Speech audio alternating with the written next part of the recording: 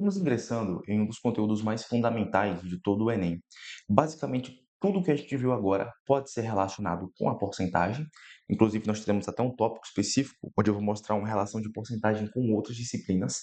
Mas, depois de análise de gráficos, é o segundo mais conteúdo cobrado de forma disparada. Isso também é demonstrado pela gigantesca quantidade de questões e casos que a porcentagem acaba aparecendo na prova do Enem. Perfeito? Então, o que é a porcentagem? É uma relação que nós fazemos com o número 100. De trabalhar de forma decimal é muito fácil, é muito compreensível para o nosso cérebro. E aí nós fazemos uma relação onde o todo está associado com o 100 e as suas partes vão estar associado com outro número. Então, por exemplo, o que seria o 25%? Que é esse número daqui, são 25 partes de um todo. O que seria 13 centésimos? 13%. São 13 partes de um todo. Então, o 100 estará relacionado sempre com o todo. Por isso que a gente faz essa relação de porcentagem. O curioso é que é o seguinte, ó, existem várias maneiras diferentes de você fazer essa representação. Então, o que é o 20 e esse símbolo? É a mesma coisa que 20 dividido por 100, perfeito? Que eu posso cortar esses zeros e ficar 2 sobre 10, simplificar por 2 para ser um quinto e também dividir isso, né, para ficar como 0,2. Todos eles representam 20%, só que em formatos diferentes, beleza? Tanto é que o Enem cobra até algumas transformações. Se ele te perguntasse quanto é 0,3 em porcentagem, lembrem-se que a porcentagem ela é uma divisão por 100. Aqui embaixo eu tenho o número 1. Vou multiplicar por cima, 100 por cima e 100 embaixo. 0,3 vezes 100, 30. 1 vezes 100, 100. 30 dividido por 100 é a mesma coisa que 30%. Beleza? E o número de cima, no caso, o numerador, também pode passar de 100. Exemplo, em alguns casos você pode ter 253 sobre 100, que seria 253%. Veremos isso em situações de aumento, né? Uma outra forma também, pessoal, é caso ele peça assim, 1,38. Coloque isso em porcentagem. Lembra que aqui embaixo tem 1, é só você multiplicar por 100 e ficaria 138 dividido por 100, que é a mesma coisa que 138%. Então, tem várias formas de fazer essa representação. Lembre-se lá da nossa aula de frações. Como é que você faz uma porcentagem de fato? E aqui eu vou criar alguns casos antes de entrarmos nas questões. Caso de salário, por exemplo, é muito, mas muito comum aparecer situações assim. Digamos que eu tenho um salário de exatamente R$ 3.600 e desse salário eu utilizo uma porcentagem de 32% para a poupança ou para dívidas, enfim, um enunciado que vai dizer para vocês. Como é que é calculado esses 32%? Você multiplica por 32 e divide por 100. Faz aqui os cortes e agora realiza a multiplicação de 36 por 32. Fica 12, sobe 1, 6 mais 1, 7. 18, sobe 1, 108. 2, 15, 1, 1, 1. Não esquece de fazer o seguinte, ó. 1.152. Esses R$ 1.152 correspondem em específico a 32% desse total. Uma outra forma de você fazer isto, uma forma que acaba sendo não muito prática, mas também dá certo, é através dessa colocação.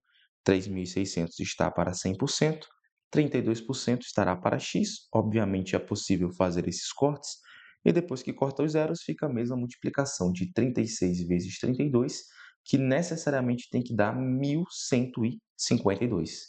Perfeito quanto a esse ponto? Mais um caso seria as situações de aumento ou de redução. Paola recebe na sua empresa um salário de R$ 4.000. Porém, devido a um bônus e devido a uma atuação, seu chefe decidiu que a daria um aumento de 21% no seu salário. Daí o enunciado pode perguntar duas coisas. Letra A, qual é o salário final? Letra B, qual é o aumento em reais?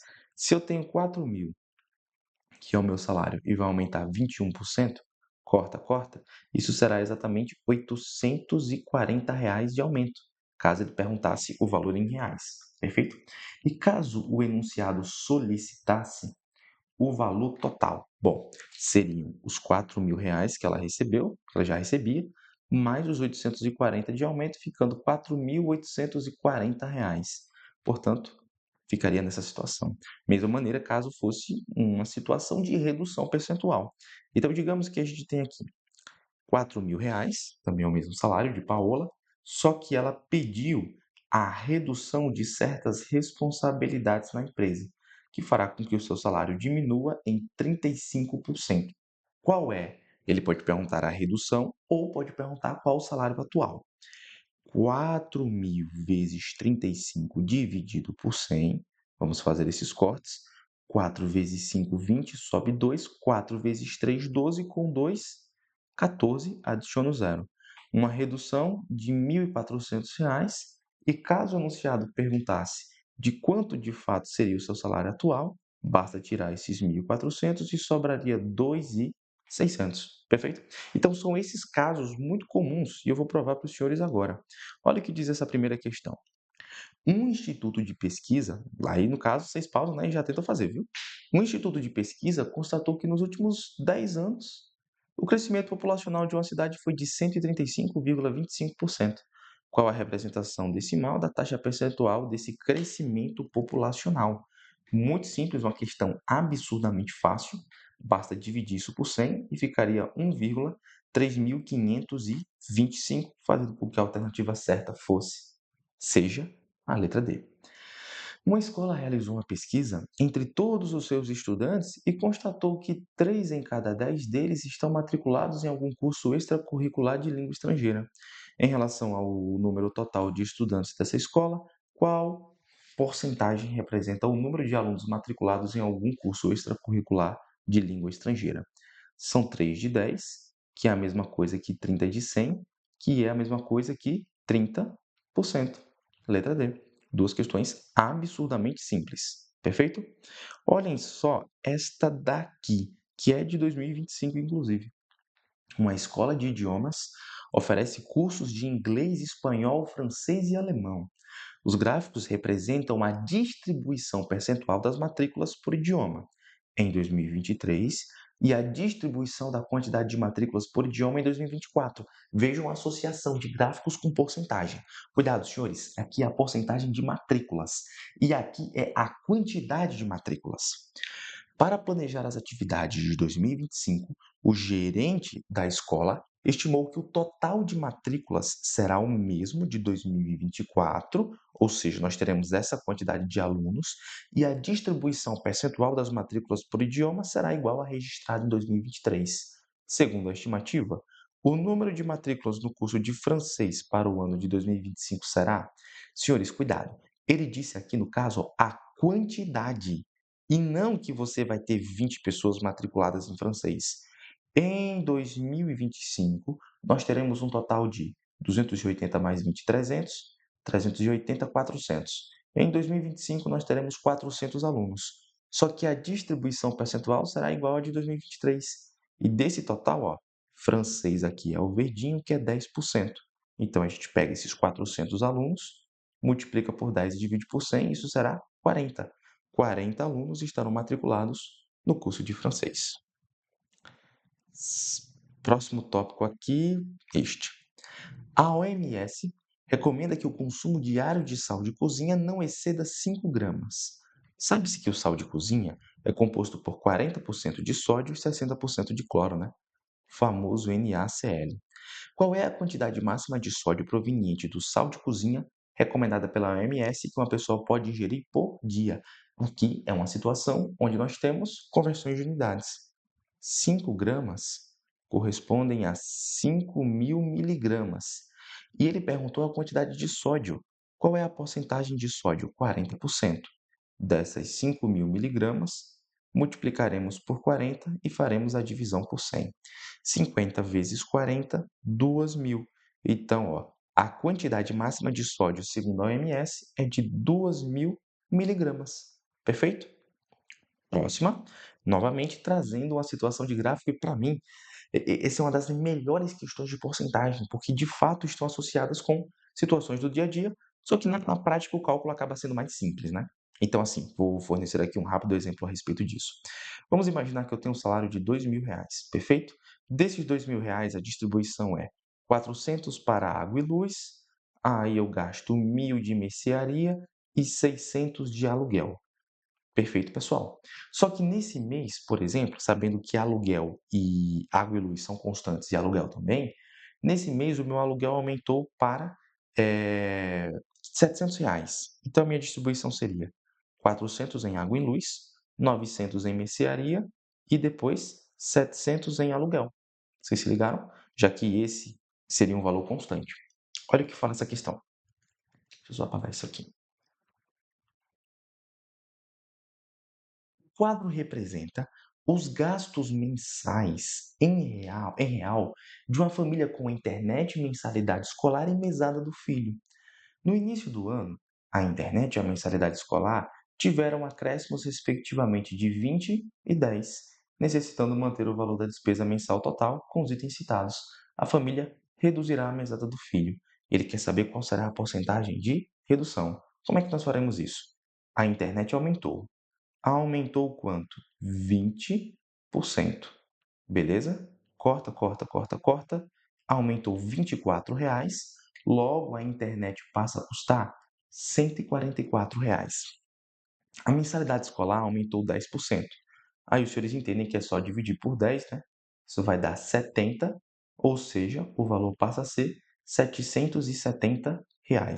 Vamos somar isso daqui? Isso aqui é 4. 4 mais 7 será 11. Sobe 1, 9. O valor gasto agora com internet e com mensalidade escolar é de R$ 914. Só que antes, esse valor era 120 mais 700, ou seja, R$ 820. Ela aumentou, se os senhores observarem, justamente a junção desses dois valores aqui, R$ 94. Esse que foi o aumento. E ele disse o seguinte, ó, necessitando manter o mesmo valor da despesa mensal. Senhores, a mesada do filho era 400. Essa mesada agora vai ter que sofrer uma redução de R$ 94, justamente para compensar os demais gastos. E como é que a gente pode fazer isso? Os R$ 400 antes eram 100% da mesada do filho. Só que agora isso vai reduzir em R$ 94. Corta, corta. 4x igual a 94, x igual a 94 dividido por 4. Podemos simplificar essa situação por 2 em cima e embaixo, dando 45 por 4, 47, não, 45, 47 dividido por 2, né, em cima e embaixo, e 47 por 2, 23,5. Então, os senhores observem que essa seria a redução, já que o gasto total tinha que ser mantido. Beleza? Vejam só, antes eram 120 mais 700 mais 400. 0, 2, 8 mais 4, 12. Seria um gasto de R$ 1.220. O novo gasto agora será 144 mais 770. Antes era 400. Tira 94, 306. 10, sobe 1, 12, sobe 1, 12. Foi mantido os R$ 1.220 em ambas as situações. Só que no caso, como a internet e a mensalidade aumentaram, tivemos que reduzir a mesada do filho. E aí ele queria esse percentual de redução. Se 400 estão para 100%, a redução, que foi 94, foi de exatamente 23,5%. Perfeito? Próximo. Uma enquete realizada em março de 2010 perguntava aos internautas se eles acreditavam que as atividades humanas provocavam o aquecimento global. Eram três as alternativas possíveis e 279 internautas responderam à enquete, como mostra o gráfico. Então, os senhores estão ligados que esses 279 correspondem especificamente aos 100%. E se eu somar 67, 25 e 8, vai dar exatamente os 100%. Analisando os dados do gráfico, quantos internautas responderam não à enquete? E, senhores, uma coisa é responder não, outra coisa é responder não sei avaliar. Esse não sei avaliar não entra na conta. Eu tenho 279 internautas.